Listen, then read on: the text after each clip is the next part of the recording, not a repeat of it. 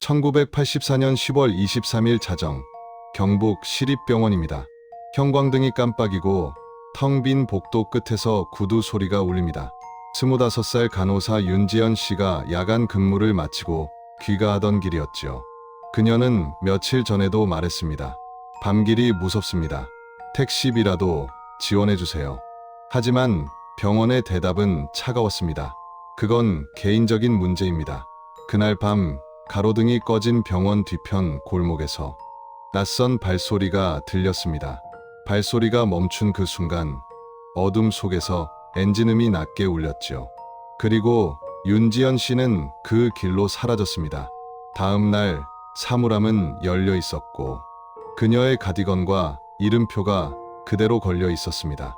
경찰은 성인 가출, 병원은 무단결근이라 적었지요. 그녀의 이름은 그렇게 서류 한 장 속으로 사라졌습니다. 시간은 흘렀지만 그날 밤의 발소리는 아직도 멈추지 않았습니다. 그리고 19년 뒤 그 침묵은 다시 세상 위로 떠오르게 되지요. 오래된 흑백 사진 한 장, 졸업식장 앞 하얀 제복을 입은 젊은 여성의 웃음이 보입니다. 윤지연, 1959년 경북 안동의 작은 마을에서 태어났습니다. 넉넉지 않은 농가의 딸이었지만 성실했고 공부를 잘했지요. 가난한 집에서 대학은 사치였습니다. 그녀는 간호학교를 택했습니다. 3년 동안 배우면 바로 취업할 수 있었기 때문이지요. 1982년 봄, 윤지연 씨는 시립병원에 합격했습니다. 병상 200개, 지역에서 가장 큰 병원이었습니다. 그녀는 내과병동에 배치되어 누구보다 성실히 일했습니다. 환자들은 그녀를 다정한 간호사라 불렀고 동료들도 믿고 따랐습니다. 하지만 평범했던 일상에 작은 균열이 생기기 시작했습니다. 3교대 근무, 밤 10시부터 아침 7시까지 이어지는 밤번은 늘 고됐습니다. 새벽 귀가길엔 버스도 사람도 없었습니다. 윤지연 씨는 병원에 요청했습니다. 밤길이 너무 어둡습니다. 택시비라도 지원해주세요. 그러나 돌아온 대답은 냉담했습니다. 그건 개인적인 문제입니다. 그녀의 일기장엔 이런 문장이 남아 있습니다. 오늘도 퇴근길이 무섭다. 뒤에서 발소리가 들린다. 돌아보면 아무도 없다. 그리고 1984년 병원에 새로운 인물이 나타났습니다. 이사장의 아들, 이모 씨. 직책은 없었지만 아무도 그를 제지하지 못했습니다. 그는 자주 병동을 기웃거렸고 젊은 간호사들에게 말을 걸었습니다. 사람들은 불편해했지만 누구도 말하지 않았습니다. 이사장의 아들이었기 때문이지요. 그해 여름, 윤지연 씨의 일기장은 한층 불안해졌습니다. 주차장에 앉아 나를 지켜보는 사람이 있다. 고급, 승용차. 이사장님, 차와 비슷하다. 야간 경비원 김모 씨는 그 차를 여러 번 봤다고 했습니다. 밤마다 병원에 남아 있었어요. 간호사들 퇴근 시간에 맞춰서요. 행정실에 보고했지만 돌아온 말은 짧았습니다. 신경 쓰지 마시오. 1984년 9월, 윤지연 씨는 간호부장을 찾아갔습니다. 누군가 저를 지켜보는 것 같습니다. 너무 무섭습니다. 그러나 대답은 냉정했습니다. 병원 밖일은 우리가 책임질 수 없어요. 그녀는 마지막으로 이사장실 문을 두드렸습니다. 병원 주차장에서 저를 따라오는 차가 있습니다. 이사장은 눈을 가늘게 뜨며 물었습니다. 확실한 증거가 있나? 그녀가 고개를 숙이자 그는 짧게 말했습니다. 확실하지 않다면 소란 피우지 말게. 윤지연 씨는 울먹이며 그 방을 나왔습니다. 그날이 마지막이었습니다. 10월 23일 자정, 야간 근무를 마친 그녀는 가디건을 걸치고 조용히 병원을 나섰습니다. 주차장 한켠 고급 승용차 한 대가 시동을 걸었습니다. 그리고 그녀는 그 길로 사라졌습니다. 평범했던 하루의 끝이 그녀에게는 세상의 끝이었지요. 1984년 10월 23일 화요일 밤 10시, 윤지연 씨의 야간 근무가 시작되었습니다.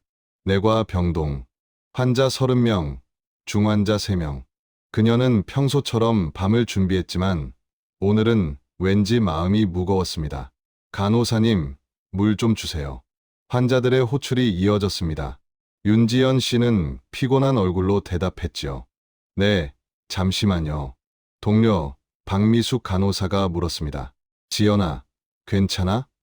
얼굴이 안 좋아. 응, 괜찮아. 그냥 좀 피곤해서. 하지만 그 말은 진심이 아니었습니다. 그녀의 시선은 자꾸 창밖으로 향했습니다. 병원 주차장. 그 어둠 속에 오늘도 그 차가 있을까? 밤 11시 30분, 병동이 조용해졌습니다. 간호사들은 잠시 휴게실로 모였습니다. 커피 향이 퍼졌고 윤지연 씨가 말했습니다. 다음 달부터는 밤 근무 빼달라고 해야겠어. 왜? 수당 좋잖아. 그냥 밤길이 너무 무서워. 그 말에 동료들이 고개를 끄덕였습니다. 야간 수당이 생계의 절반이던 시절이었지만 그녀는 공포를 견딜 자신이 없었지요. 자정 50분, 교대 시간. 윤지연 씨는 꼼꼼히 기록을 남겼습니다. 3호 환자 혈압 체크 필요. 5호 환자 새벽 투약 완료. 그리고 가디건을 꺼내 입고 사물함을 닫았습니다. 그 자물쇠는 19년 동안 다시 열리지 않게 됩니다. 새벽 1시 30분, 5명의 간호사가 함께 병원을 나섰습니다. 다들 조심해서 가. 응, 너도. 가로등 몇 개가 깜빡이는 어두운 밤이었습니다. 경북의 작은 도시, 새벽 1시 반의 거리는 텅 비어 있었지요. 그녀들은 각자 다른 길로 흩어졌습니다. 그리고 윤지연 씨는 혼자가 되었습니다. 하숙집까지 도보 15분. 공장과 창고 사이를 지나야 했습니다. 그녀는 빠른 걸음으로 걸었습니다. 뒤를 돌아보지 않으려 애썼지만 등 뒤로 들려오는 발소리가 점점 가까워졌습니다. 당시 동료 박미숙 씨는 이렇게 말했습니다. 그날 밤을 평생 잊을 수 없어요. 같이 가자고 할까 하다가 그냥 말았죠. 그게 마지막이었어요. 새벽 1시 35분, 병원 뒤편 주차장. 야간 경비원 김철수 씨가 순찰 중이었습니다. 그때 불 꺼진 고급 승용차 한 대가 보였습니다. 엔진만 조용히 돌아가고 있었습니다. 현대 그라나다. 병원 이사장 아들의 차였지요. 그는 말했습니다. 그날은 이상했어요. 왜 새벽에 있었을까? 다가가 보니 차 안에 그가 있었어요. 저를 보고 웃더군요. 수고해요. 그리고는 차를 몰고 나갔어요. 간호사들이 퇴근하는 방향으로. 새벽 1시 40분 골목길. 윤지연 씨는 여전히 걷고 있었습니다. 그때 뒤에서 차 소리가 들렸습니다. 천천히 다가오는 엔진음. 그녀는 돌아봤습니다. 눈부신 헤드라이트. 창문이 내려갔습니다. 간호사님, 이 밤에 혼자 어디 가세요? 병원에서 자주 듣던 남자의 목소리였지요. 이사장의 아들이었습니다. 그 이후의 일은 아무도 모릅니다. 목격자도 CCTV도 없던 시대였습니다. 그러나 19년 뒤 발견된 증거와 증언이 그날의 공포를 다시 불러냈습니다. 윤지연 씨는 도망쳤을 것입니다. 하지만 차가 따라왔습니다. 누군가 내렸고 그녀는 비명을 질렀겠지요. 그러나 새벽 2시 그 어둠 속에서 그 비명을 들은 사람은 아무도 없었습니다. 병원 뒤편 야산. 불빛 하나 없는 그곳에 차 한 대가 멈췄습니다. 30분 후 차는 혼자 돌아 나왔습니다. 그리고 도시를 벗어났지요. 윤지연 씨는 그곳에 남겨졌습니다. 19년 동안 침묵 속에. 다음 날 아침 7시 윤지연 씨는 출근하지 않았습니다. 지연이 아직 안 왔어? 응. 이상하네. 전화를 걸어도 대답은 없었습니다. 오전 10시 병원은 가족에게 연락했습니다. 어젯밤 퇴근 후 귀가하지 않았다는 소식이었습니다. 어머니는 믿을 수 없었습니다. 무슨 소리예요? 우리 지연이가? 그리고 곧 기차에 올랐습니다. 10월 24일 오후 3시 경찰서. 실종 신고가 접수되었습니다. 어젯밤 새벽 1시 반 병원에서 퇴근했습니다. 가출할 이유는 그럴 아이가 아닙니다. 하지만 경찰은 말했습니다. 성인이 하루쯤 연락 안 하는 일, 흔합니다. 48시간이 지났지만 아무 일도 바뀌지 않았습니다. 병원은 냉담했습니다. 개인 사정으로 보인다. 소문 내지 마라. 그 말이 공식 입장이었습니다. 당시 동료들은 기억합니다. 병원이 너무 조용했어요. 누가 사라졌는데 아무도 찾지 않았어요. 경찰 수사는 형식적이었습니다. 담당 형사는 의심했지만 서장은 말했습니다. 이 사건 깊이 파지 마. 병원 이사장과의 친분 때문이었지요. 그렇게 사건은 덮였습니다. 그리고 윤지연이라는 이름은 기록 속에서 사라졌습니다. 한 여성이 한밤의 골목에서 사라졌던 그날 이후로 말이지요. 1984년 11월 1일, 실종 9일째, 윤지연의 어머니 김술래는 새벽마다 눈을 떴습니다. 손에는 늘 전단 한 묶음이 들려 있었지요. 병원 앞에서, 거리에서, 버스 정류장에서. 그녀는 모든 사람에게 물었습니다. 제 딸 못 보셨어요? 간호사 윤지연이요. 사진을 내밀면 대부분 고개를 저었습니다. 죄송해요. 저도 모르겠어요. 그녀는 하루 종일 거리를 돌았습니다. 전단지는 바람에 날리고 비에 젖고 찢어졌습니다. 그래도 다시 붙였습니다. 실종자를 찾습니다. 그 글자는 점점 번지고 희미해졌지요. 11월 5일, 2주째. 병원 근처 다방에 윤지연의 동료 간호사들이 모였습니다. 지연이가 그냥 사라질 리 없어. 병원 분위기 이상하지 않아?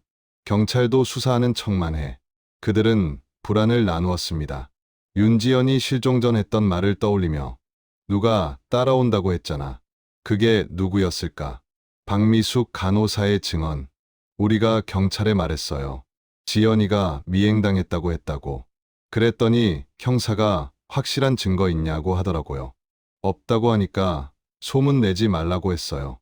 화가 났지만 우리가 뭘 할 수 있었겠어요. 야간 경비원 김철수는 며칠 밤을 잠 못 잤습니다. 그 차, 그 얼굴, 그리고 사라진 윤 간호사. 그는 고민했습니다. 이사장 아들을 의심하면 내 인생은 끝이다. 하지만 양심이 그를 괴롭혔습니다. 11월 7일, 그는 결국 행정실장을 찾아갔습니다. 실장님, 말씀드릴 게 있습니다. 뭔데? 윤 간호사가 사라진 날, 이사장님 아드님 차가 새벽에 주차장에 있었습니다. 실장의 얼굴이 굳었습니다. 그게 무슨 의미인가? 관련이 있을 수도 있지 않을까요? 잠시 침묵. 김 선생, 이건 조심해야 해. 괜히 입 잘못 놀리면 큰일 나. 19년 뒤 그는 고백했습니다. 그땐 무서웠어요. 하지만 지금 생각하면 그게 제 인생의 죄였어요. 경찰도, 병원도, 언론도 움직이지 않았습니다. 형사는 의심했지만 서장은 사건을 접으라 했습니다. 신문은 단신 한 줄만 냈고 다음 날엔 사라졌습니다. 모든 문이 닫혔습니다. 1984년 겨울, 윤지연의 어머니는 눈보라 속에서도 거리를 돌았습니다. 제 딸 찾아주세요. 경찰은 늘 같은 말만 했습니다. 수사 중입니다. 그녀는 주저앉았습니다. 살아있는지 죽었는지도 모르고 이렇게 기다리라는 겁니까? 병원은 냉정했습니다. 윤지연을 무단결근 면직으로 처리했습니다. 사물함을 정리해 박스에 담아 보냈습니다. 간호복, 이름표, 낡은 수첩. 어머니는 그 상자를 껴안고 울었습니다. 아직 찾지도 못했는데 벌써 없던 사람 취급을 하네요. 1985년 새해 모든 관심은 사라졌습니다. 병원은 조용했고 신문도 침묵했습니다. 사람들은 잊었습니다. 단 한 사람만이 안동의 집에서 전화를 기다렸지요. 전화벨이 울릴 때마다 뛰어가던 어머니. 그러나 그 끝엔 언제나 다른 사람입니다라는 목소리뿐이었습니다. 그 시절 실종은 가출이라 불렸습니다. 젊은 여자의 실종은 늘 의심으로 덮였지요. 남자 따라갔겠지. 집에 문제 있었나 보네.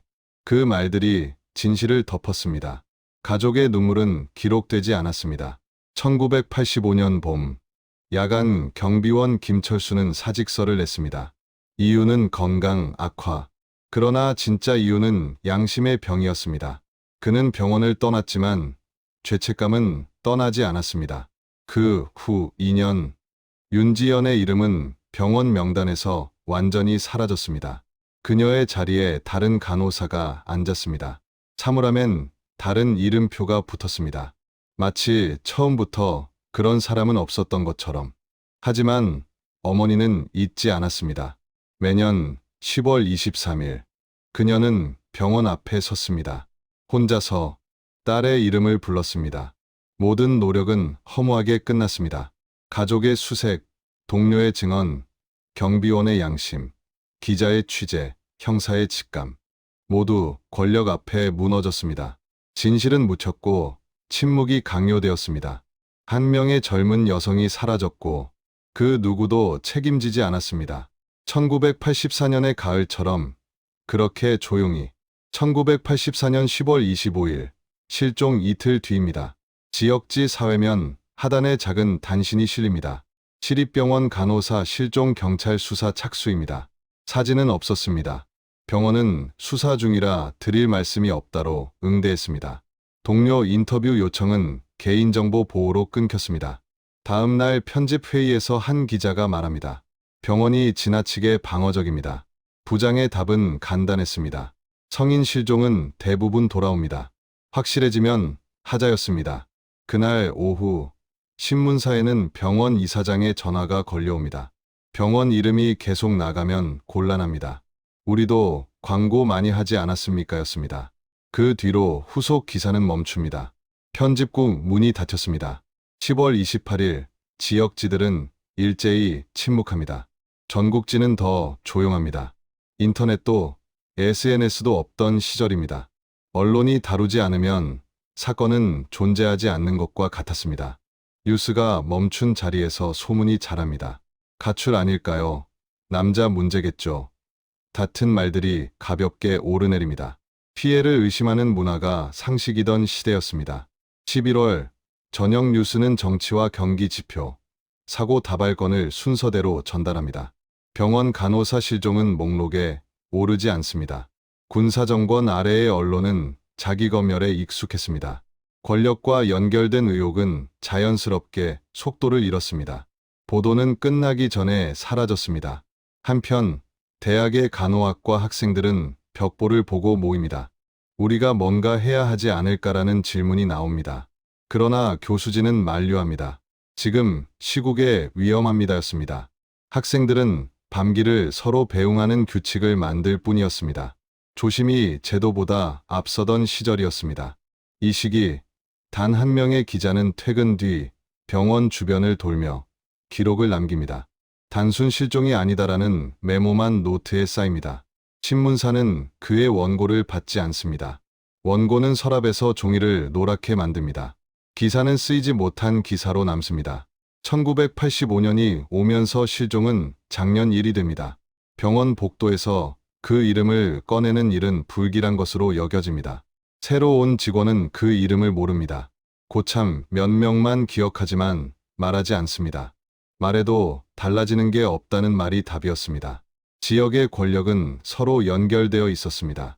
병원 이사장, 경찰서장, 신문사 사장, 지역 정치인들이 골프장에서, 연회장에서, 집안 행사에서 만났습니다. 그들은 서로를 우리라고 불렀습니다. 우리의 평판을 지키는 일은 한 사람의 실종보다 중요했습니다. 그들의 사정은 뒷순이었습니다. 그래서 조용히 덮였습니다. 종교도 조심했습니다. 큰 교회의 기도는 있었지만 공적 발언은 없었습니다. 정치적으로 보일 수 있다는 말이 앞섰습니다. 어머니의 호소는 예배당의 목소리로 확장되지 못했습니다. 위로는 남았지만 행동은 비었습니다.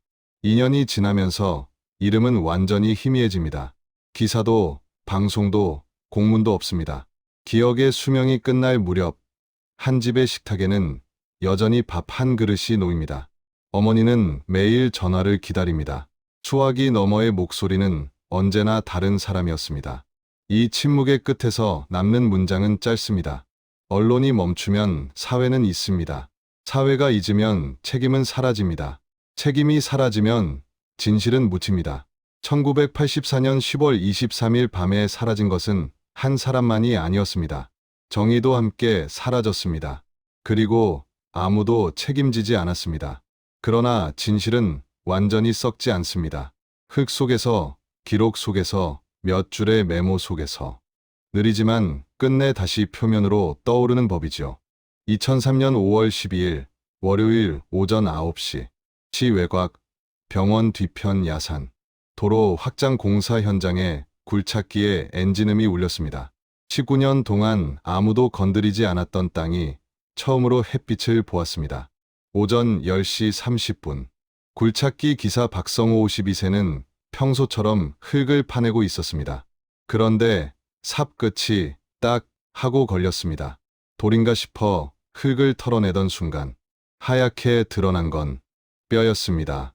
이게 뭐지? 그가 중얼거렸죠. 더 파보니 갈비뼈, 척추, 그리고 두개골, 사람 뼈입니다. 현장 소장이 달려왔습니다. 작업 중단, 모두 뒤로. 곧 경찰이 출동했고 노란 테이프가 쳐졌습니다. 출입금지. 감식반이 조심스레 흙을 걷어냈습니다. 그리고 그 땅 속에서 시간의 흔적들이 하나둘 모습을 드러냈습니다. 첫 번째 단서 이름표. 19년이 지나도 플라스틱은 썩지 않았습니다. 흙을 닦자 글자가 드러났습니다. 시립병원 간호부 윤지연. 형사의 표정이 굳었습니다. 윤지연, 어디서 들은 이름인데. 두 번째 단서 시계. 여성용 손목 시계. 유리 깨진 채로 멈춰 있었습니다. 바늘은 새벽 1시 17분을 가리키고 있었죠. 1984년 10월 23일 새벽. 시간은 멈췄지만 그 순간은 아직 살아 있었습니다. 세 번째 단서 간호복 조각. 누렇게 변한 흰 천. 병원 로고가 희미하게 남아 있었고 찢긴 자국이 선명했습니다. 누군가 잡아당기며 찢어낸 흔적. 그녀가 저항했다는 증거였습니다. 네 번째 단서 금속 엠블럼. 감식반원이 소리쳤습니다. 형사님, 이거 보세요. 흙 속에서 나온 H 모양 금속 조각. 현대 그라나다 차량의 엠블럼이었습니다. 1980년대 지역에 몇 대 없던 최고급 차. 그 차를 몰던 사람은 손에 꼽혔습니다. 오후 1시 경찰서. 형사 정민수가 컴퓨터 앞에 앉았습니다. 전산 시스템에서 윤지연을 검색했습니다. 1984년 10월 24일 실종 신고. 시립병원 근무. 찾았다. 그는 곧 안동에 사는 어머니 김술래에게 전화를 걸었습니다. 여보세요? 떨리는 목소리. 저는 경찰서 정민수 형사입니다. 따님 윤지연 씨 관련해서 드릴 말씀이 있습니다. 다음 날 형사는 안동의 작은 집을 찾았습니다. 거실 벽엔 윤지연의 사진이 걸려 있었습니다. 간호복, 차림에 웃는 얼굴. 19년 동안 어머니는 그 사진을 매일 바라보며 살았지요. 형사는 조심스럽게 말을 꺼냈습니다. 여사님, 병원 근처 야산에서 유골이 발견됐습니다. 김술래는 숨을 삼켰습니다. 그리고 이름표가 따님 것으로 확인됐습니다. 그녀는 사진을 붙잡고 무너졌습니다. 우리 지연이 거기 있었구나. 19년 동안. DNA 감식 결과는 일주일 뒤 나왔습니다. 모자 관계 일치율 99.99%. 그 유골은 윤지연이 맞았습니다. 법의학자는 말했습니다. 두개골의 강한 외상. 둔기에 의한 타격으로 보입니다. 타살. 사건은 명백했습니다. 그리고 그라나다. 1984년 당시 이 지역에서 등록된 차량은 단 10대. 그중 하나 병원 이사장 명예. 그 차를 몰던 사람은 그의 아들이었습니다. 뉴스 헤드라인이 도시를 덮었습니다. 1984년 실종 간호사 19년 만에 유골로 발견. 병원 근처에서 경찰은 왜 몰랐나? 분노가 일었습니다. 기자회견장에서 서장이 말했습니다. 전담 수사팀을 꾸려 진상을 규명하겠습니다. 기자들이 외쳤습니다. 그때 왜 덮었습니까? 서장은 대답하지 못했습니다. 며칠 후 특별 수사팀이 꾸려졌습니다. 그리고 이 사건은 다시 시작됐습니다. 19년 동안 묻혀있던 어둠이 드디어 빛을 보기 시작했습니다. 시간은 진실을 감출 수 있어도 묻을 수는 없었습니다.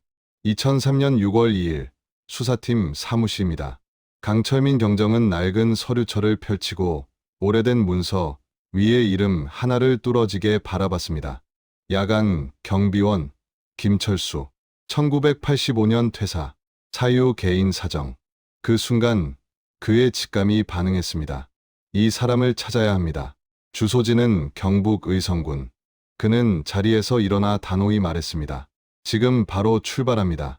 다음 날 오전, 경북 의성의 한 농촌 마을입니다. 햇살에 먼지가 부유하는 마당 한쪽, 노년의 남자가 텃밭을 가꾸고 있었습니다. 형사들이 다가가자 그는 고개를 들었습니다. 김철수 씨십니까? 경찰 배지를 본 순간 그의 손에서 호미가 떨어졌습니다. 그 사건, 결국 이렇게 되는군요. 목소리에는 체념이 섞여 있었습니다. 작은 거실에 앉은 그는 손을 떨며 물컵을 쥐었습니다. 1984년 10월 23일 밤을 기억하십니까? 묻자 김철수는 천천히 고개를 끄덕였습니다. 기억합니다. 평생 잊을 수 없는 밤입니다. 그날 밤 그는 마지막 순찰을 돌고 있었습니다. 새벽 1시 반쯤이었지요.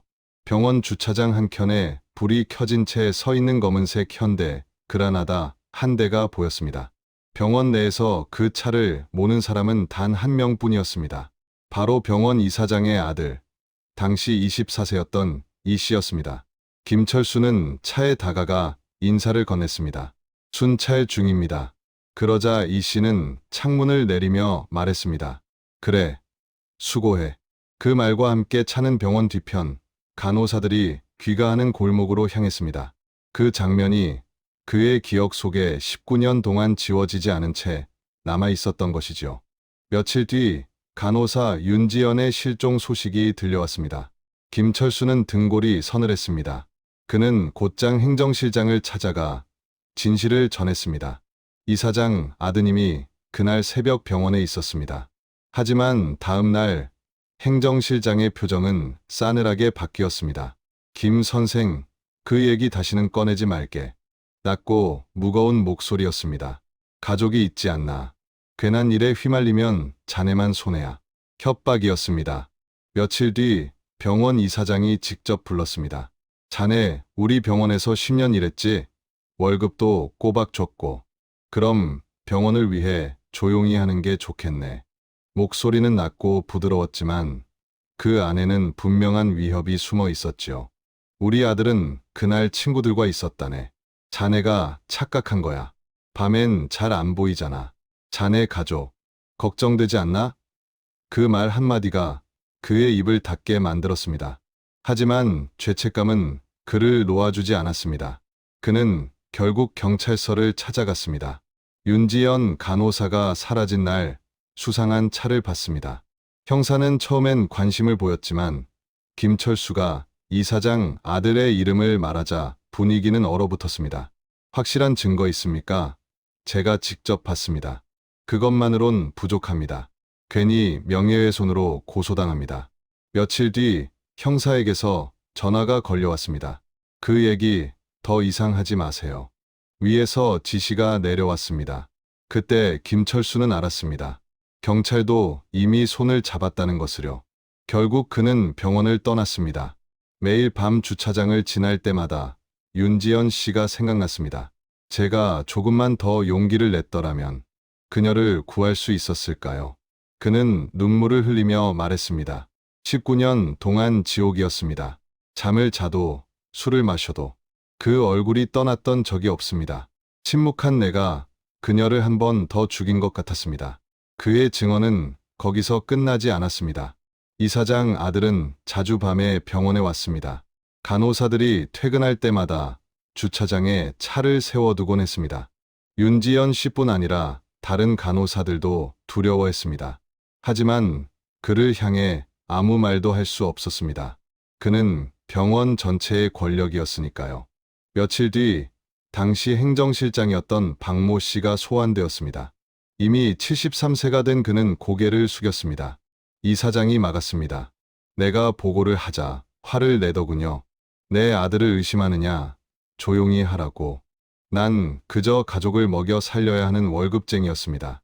그의 목소리는 떨렸습니다. 이사장과 경찰서장은 골프 친구였습니다. 박 씨는 담담히 말했습니다. 사건 직후에도 둘이 만나는 걸 봤습니다. 무언가 거래가 있었겠지요. 당시 수사 형사였던 박모 씨도 소환되었습니다. 서장이 뭐라 지시했습니까? 이 사건 깊이 파지 말라 했습니다.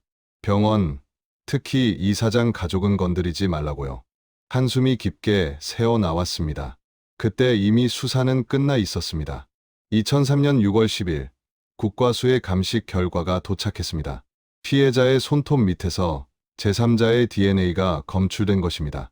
윤지연의 것이 아니었습니다. 강경정은 즉시 말했습니다.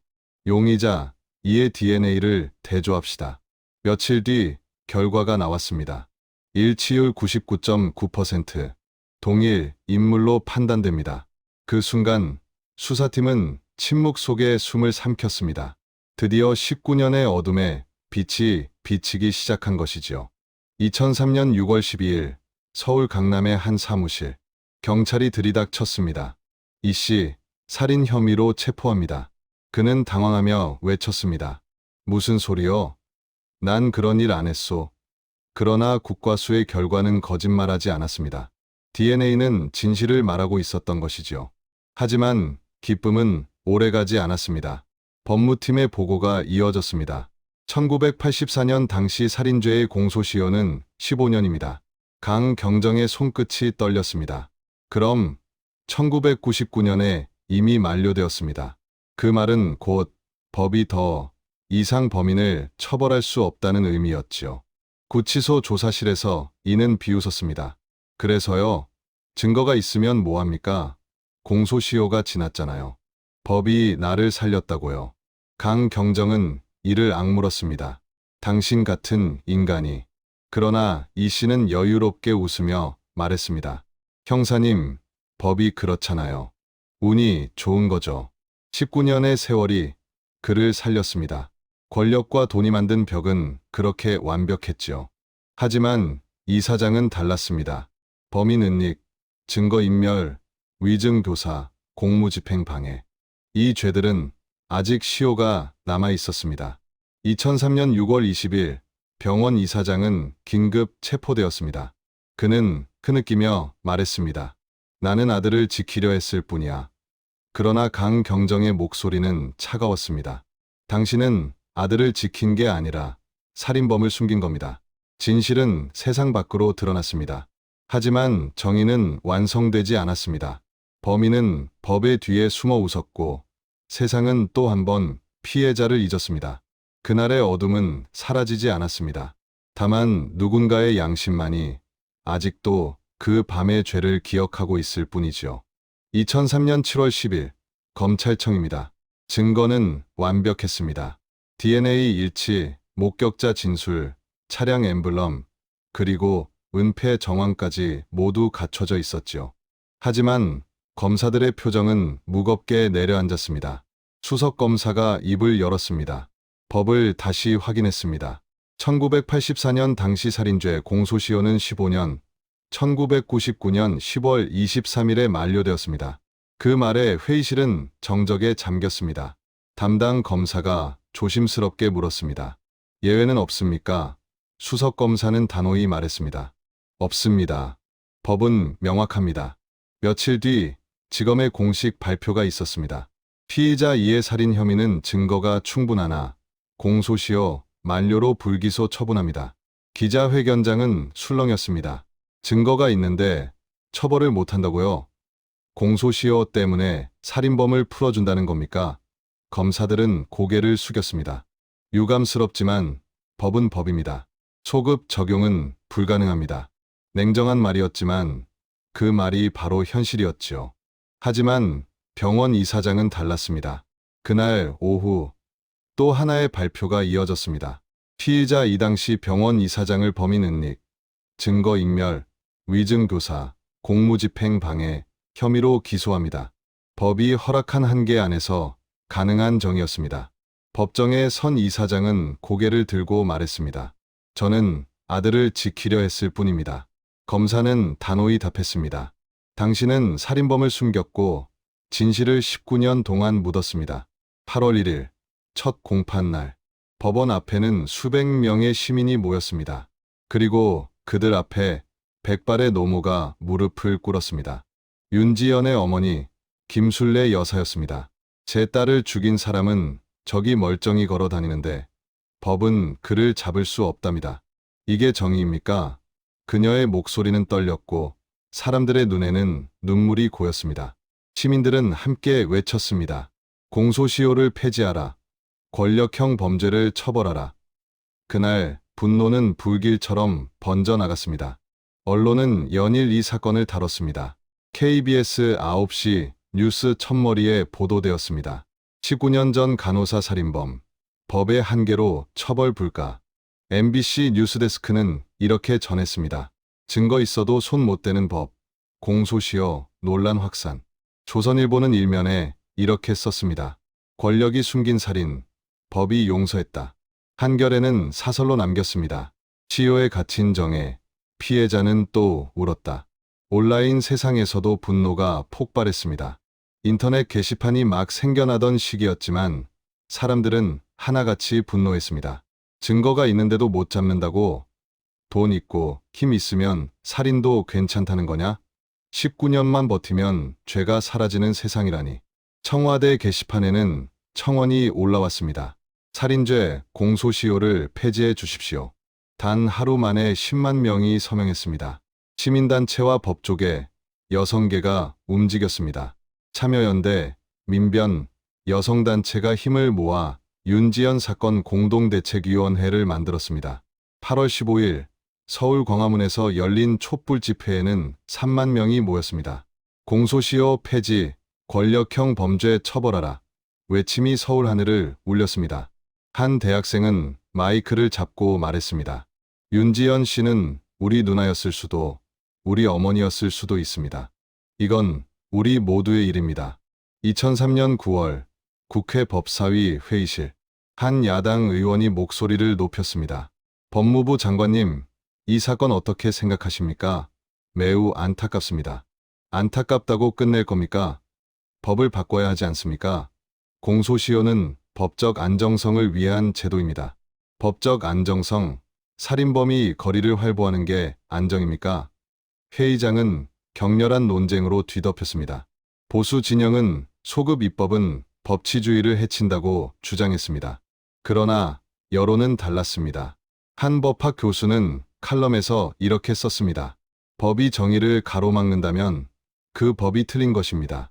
법은 사람을 위한 것이어야 합니다. 국민의 생각은 이미 변하고 있었던 것이지요. 2003년 11월 이사장에 대한 1심 선고가 있었습니다. 판사의 목소리가 울렸습니다. 피고인 이에게 징역 5년을 선고합니다. 방청석에서 박수가 터져 나왔습니다. 그러나 한 유족의 외침이 공기를 갈랐습니다. 진짜 범인은요? 살인범은요? 법정은 침묵했습니다. 법이 할 수 있는 건 거기까지였습니다. 석방된 이는 기자들 앞에서 오만하게 웃었습니다. 저는 법적으로 무죄입니다. 더 이상 할 말 없습니다. 기자가 물었습니다. 피해자 가족에게 사과할 생각은 없습니까? 그는 짧게 답했습니다. 법정에서 다 했습니다. 차 문이 닫히고 떠나는 차를 향해 시민들이 분노의 눈빛을 던졌습니다. 저게 인간입니까?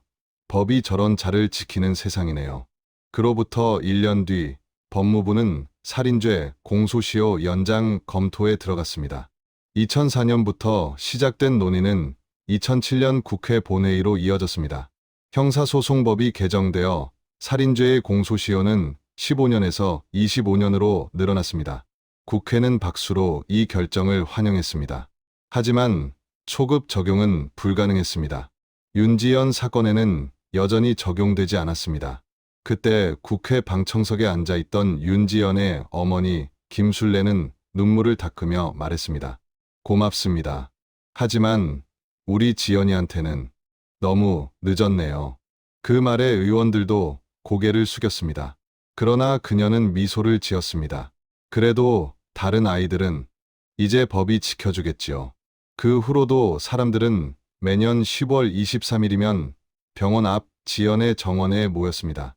2007년 병원 부지 한켠에 만들어진 그 추모공원에는 비석이 서 있습니다. 윤지연 1959만 1984점 당신의 목소리가 법을 바꿨습니다. 우리는 당신을 기억합니다. 그 비문은 오늘도 많은 이들의 발걸음을 멈추게 합니다. 2008년 이후 정부는 야간 근무자 귀가 안전 지원 제도를 도입했습니다. 병원과 공장, 편의점, 콜센터 등에서 야간 근무자에게 귀가비를 지원하도록 한 것입니다. 2010년에는 권력형 범죄 은폐에 대한 가중처벌 규정이 신설되었습니다. 2012년부터는 모든 직장에서 성폭력 예방 교육이 의무화되었습니다. 윤지연의 죽음이 만든 변화였습니다. 2015년 마침내 역사가 바뀌었습니다. 국회는 살인죄의 공소시효를 완전히 폐지했습니다. 이제 살인에는 시간이 없습니다. 10년이 지나도 50년이 지나도 진실은 반드시 찾아야 한다는 사회적 합의가 만들어졌습니다. 법이 정의를 따라온 순간이었지요. 그해 여름 92세가 된 김술래 여사가 기자들 앞에 섰습니다. 우리 지연이한테는 너무 늦었지만 이제 다른 가족들은 울지 않아도 되겠지요. 지연아, 내가 해낸 거야. 엄마는 자랑스러워. 그녀의 눈가에 눈물이 맺혔습니다. 법은 그녀를 구하지 못했습니다. 하지만 그녀의 죽음은 법을 바꿨습니다.